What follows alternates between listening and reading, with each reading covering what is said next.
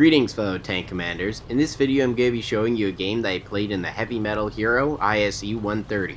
This is a tier 8 Soviet premium tank destroyer with regular matchmaking. The game I'm playing is an encounter battle on Swamp with tier 8 as the top tier and 3 artillery on each team.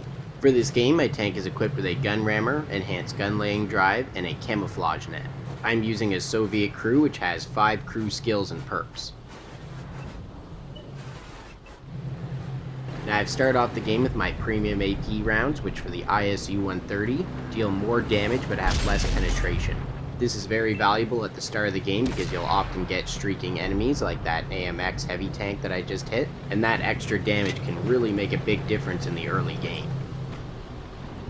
I've got my other tank destroyer platoon mates up here with me, and together we make one brutal firing line against any heavy tank trying to make a move.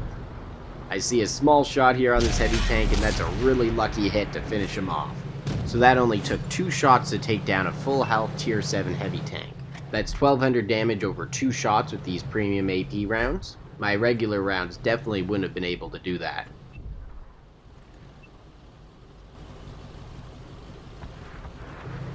Another streaking heavy tank, and this Patriot quickly regrets his decision.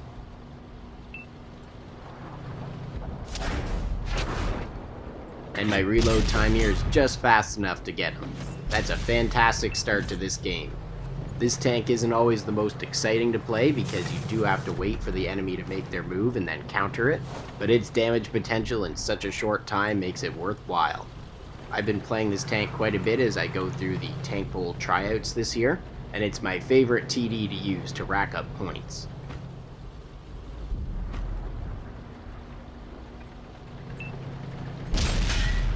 I've now found my next victim, the AT-15 that's sitting in the middle by the encounter base, and I'm sticking with my premium AP round since I do have a pretty clear shot on his commander's hatch.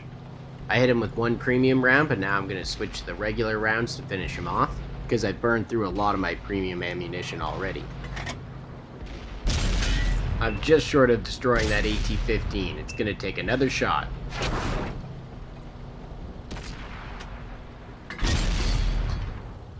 That's another one down, and for a brief moment there, I had all 3 kills that my team had in the game. There's a bit of a long stretch here between the action as I try to find a new target. My team takes some heavy losses here, including 3 of my platoon mates. So I was excited to get a little bit of payback when this Oho pulled out too far. And that's another big hit with the premium AP rounds to get my 4th kill of the game. I noticed my artillery teammates were in trouble here, so I repositioned to try to intercept the enemies going up to get them. But I think I made the wrong decision here, and I should have fallen back to defend the artillery directly, because this area offers very limited sniping opportunities, and the artillery really needed some direct support here.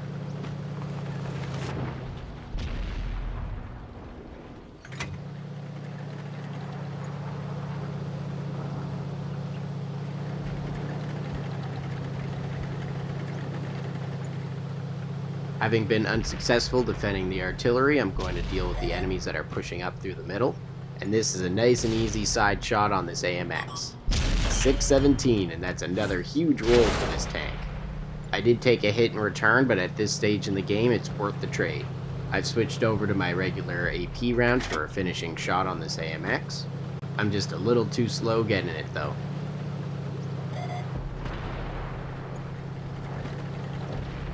Instead, I now get to shoot at the enemy motherland, and now my main concern is just avoiding the artillery, because the motherland is preoccupied with fighting my Gornik KV-5 teammate.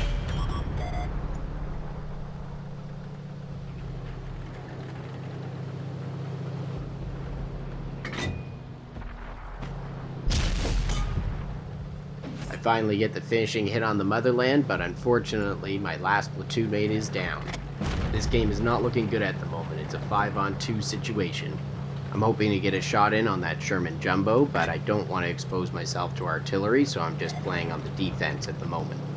I've got my last premium AP round loaded here in hopes for a big hit on that Sherman Jumbo, but I wasted here on a rather foolish shot.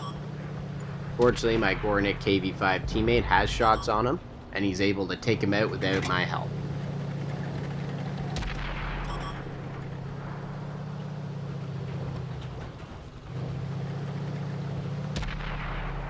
With that medium tank down, the enemy loses a lot of their flexibility because they only have tank destroyers and artillery left.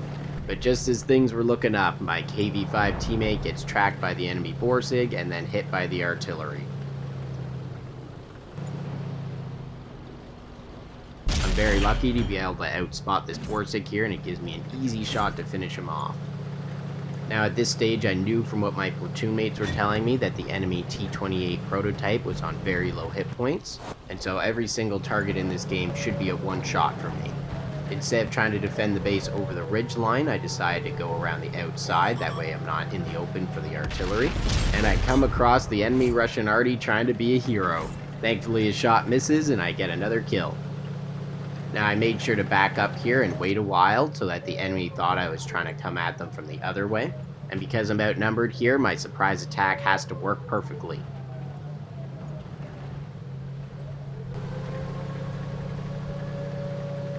The enemy T-28 prototype is showing me his side. I probably should have aimed my shot a little more carefully there, but it works out okay. Now all that's left is the enemy Hummel, and I'm fairly certain I can take a hit from him. And I do, with plenty of hit points to spare. And that's a 4-kill Reaper streak right there to bring this epic comeback to an end. Now let's check the post-game stats and see how I did. For this game I earned 165,000 silver, with 7,500 of it being from an op. I got 7,142 experience with the 2x daily bonus. I also managed to earn 5 points for the USSR tryouts.